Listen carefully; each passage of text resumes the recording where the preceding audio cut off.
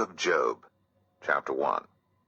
In the land of Uz there lived a man whose name was Job.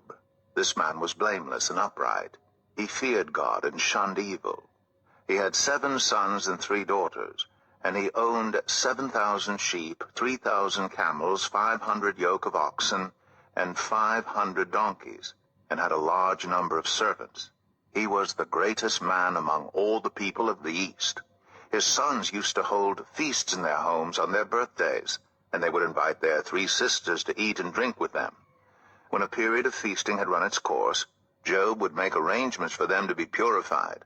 Early in the morning he would sacrifice a burnt offering for each of them, thinking, "Perhaps my children have sinned and cursed God in their hearts."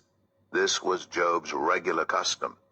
One day the angels came to present themselves before the Lord, and Satan also came with them.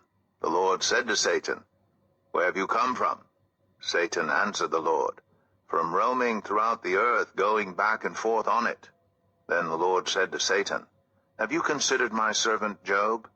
There is no one on earth like him. He is blameless and upright, a man who fears God and shuns evil."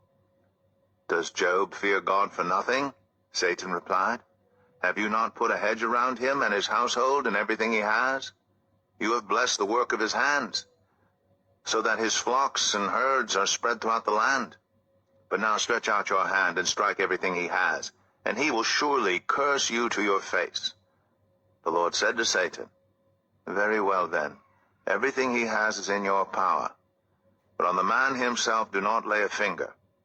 Then Satan went out from the presence of the Lord.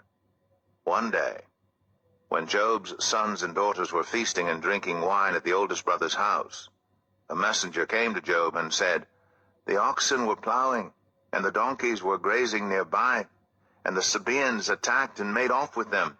They put the servants to the sword, and I am the only one who has escaped to tell you."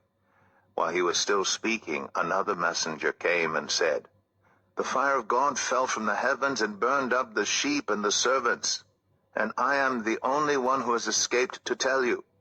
While he was still speaking, another messenger came and said, "The Chaldeans formed 3 raiding parties and swept down on your camels and made off with them. They put the servants to the sword, and I am the only one who has escaped to tell you."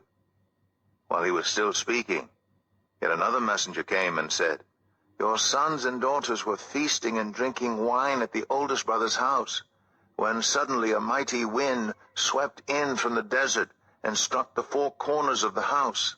It collapsed on them, and they are dead, and I am the only one who has escaped to tell you."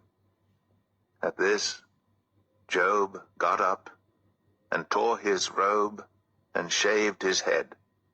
Then he fell to the ground in worship and said, "Naked I came from my mother's womb, and naked I will depart. The Lord gave, and the Lord has taken away.